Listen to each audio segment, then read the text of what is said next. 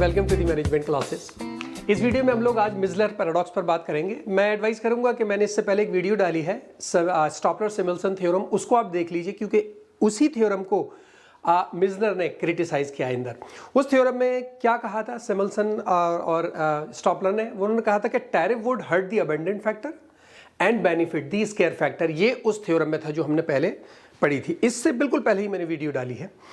मतलब उन्होंने ये कहा था कि अगर कोई कंट्री टैरिफ लगाएगी तो उस कंट्री के अंदर जो अबंडेंट फैक्टर है, अबंडेंट फैक्टर कौन सा होगा? जो हमारे यहाँ अगर हम इंडिया को लेके चलें तो लेबर इंटेंसिव है। तो क्लोथ हम मान के चलें, क्लोथ हम एक्सपोर्ट कर रहे हैं और कैपिटल हम इंपोर्ट कर रहे हैं।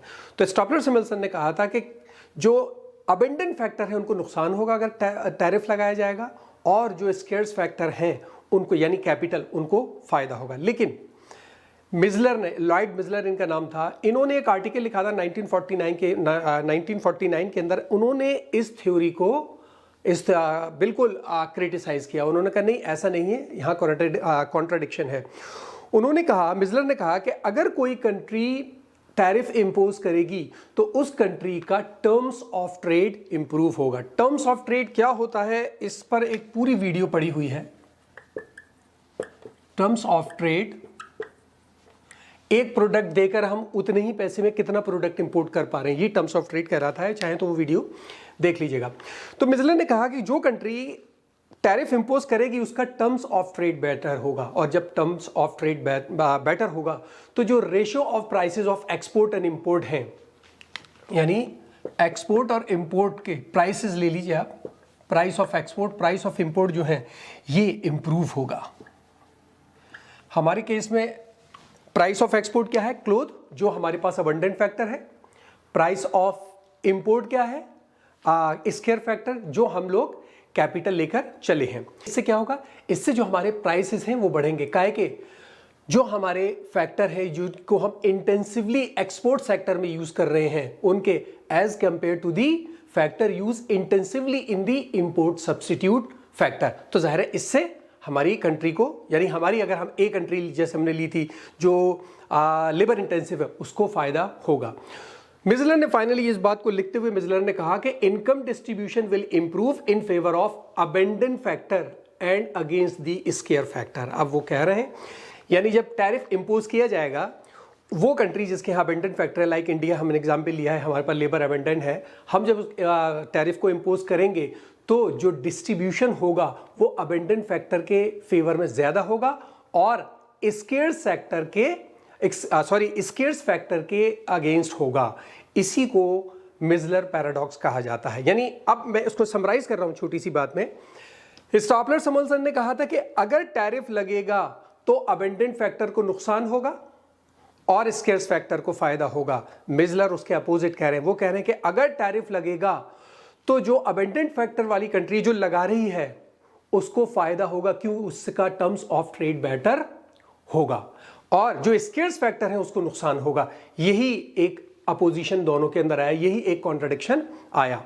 बाद में जो मिज़लर है उन्होंने इसको फर्दर कहा कि diversion of resources from export to import हो रही है ना। वो कह रहे हैं कि जब एक फैक्टर को नुकसान हुआ पिछले वाली में, कि जब इसको नुकसान हो रहा है अबंडेंट फैक्टर को, तो ये फैक्टर की रिसोर्सेज कैपिटल इंटेंसिव जो प्रोडक्ट है उसकी तरफ जाने लगेंगी।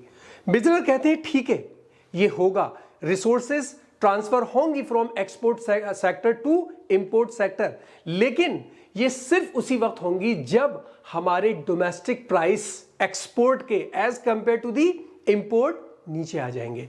जो हम प्रोड्यूस खुद कर रहे हैं एक्सपोर्ट सेक्टर यानी क्लोथ, अगर क्लोथ के price as compare to the capital नीचे चले जाएंगे, उसी केस में ये रिसोर्सेज ट्रांसफर होंगी, वरना नहीं होंगी। लेकिन इंपोजिशन ऑफ टैरिफ और improvement in the terms of trade, ये क्या होगा? Export price to import price ratio को बढ़ा देंगे।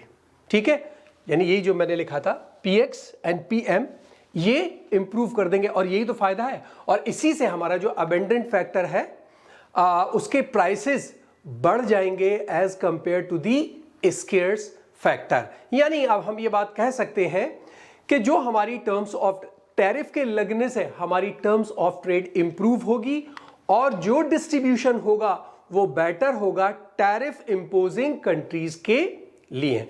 इस बात को डिटेल में और डिस्कस करने के लिए मुझे एक फिगर बनानी होगी और उस फिगर से फिर हम इस बात को दोबारा डिस्कस करेंगे, ठीक है। तो मैंने फिगर बना ली है, इजी है, फिगर इजी है, ज़्यादा परेशान मत होइएगा। देखिए इस पर हमने यहाँ क्लोथ लिया है, क्लोथ हमारा एक्सपोर्टेबल कमोडिटी है और ये हमारी स्टील है, ये इंपोर्टेबल कमोडिटी है। ये हमने पहले वाली जो फिगर बनाई थी स्टॉपलर-समुल्सन की, उसमें भी यही था। ये जो ओबी है ये ऑफर कर्व है कंट्री बी का। कंट्री बी, दो कंट्री है, कंट्री ए कंट्री बी, दो प्रोडक्ट में ट्रेड कर रही हैं। ये जो बी है वो कंट्री, ये ऑफर कर्व है ग्रीन वाला, कंट्री बी का ऑफर कर्व है, ठीक है। आप अगर इसको देखें तो पॉइंट P1 से आप जब आगे देखेंगे तो ये निगेटिवली स्लोप्ड है और लेस इलास्टिक होता चला जा रहा है, ठीक है। अब बात करते हैं अंडर फ्री ट्रेड क्या होना है। फ्री ट्रेड, जब फ्री ट्रेड है तो हम ये मानकर चल रहे हैं कि जो एक्सचेंज हो रहा है वो पी पर हो रहा है, पी पर एक्सचेंज हो रहा है। हम कितना प्रोडक्ट दे रहे हैं और कितना प्रोडक्ट ले रहे हैं ये पी पर हो रहा है। पी पर क्यों हो रहा है? क्योंकि उस पी के ऊपर कंट्री बी का ऑफर कर्व और कंट्री ए का ऑफर कर्व दोनों टच कर रहे हैं, दोनों एक दूसरे को इंटरसेक्ट कर रहे हैं। यानी इस पोर्शन पे अब आप देखिए, हम जो एक्सपोर्ट कर रहे हैं वो OQ क्वांटिटी है, हम OQ क्वांटिटी एक्सपोर्ट कर रहे हैं और PQ क्वांटिटी हम इंपोर्ट कर रहे हैं। OQ एक्सपोर्ट और PQ इंपोर्ट, ठीक है। तो अब टर्म्स ऑफ ट्रेड यहां पर क्या बन के आएगी? टर्म्स ऑफ ट्रेड हम ले सकते हैं quantity of import upon quantity of export. यही तो टर्म्स ऑफ ट्रेड बन के आ रहा है। इस केस में वो क्या है? PQ upon OQ,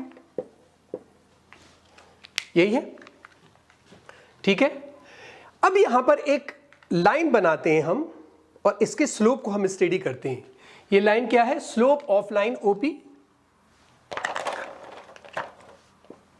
slope of line OP। ये क्या चीज है? हमने एक लाइन बनाई है O से P पर डायरेक्ट, रेड वाली लाइन। इसको आप गौर से देखिए, ये क्या है?